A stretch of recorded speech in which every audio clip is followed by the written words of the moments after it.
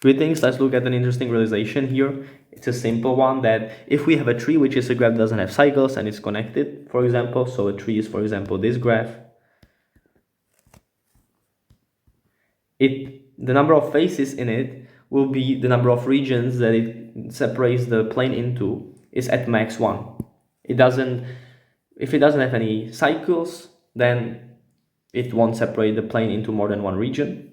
And the same applies for forest. Forest is, we can add more trees in that plane, and that will be a forest. That means more trees. So it's a disconnected, not necessarily connected graph without cycles.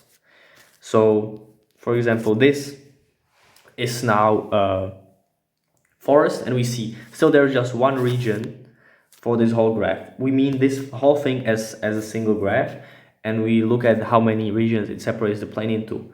Evidently, it stays at one region because without crossing any edge, one can reach any point inside the plane, regardless of the fact that there are more components to this graph even, because trees do not separate the plane into, and forests also, even more trees in that same one plane, don't separate the plane into more regions. But the moment a graph has a cycle, it suddenly starts to do that. Suddenly there's two faces now.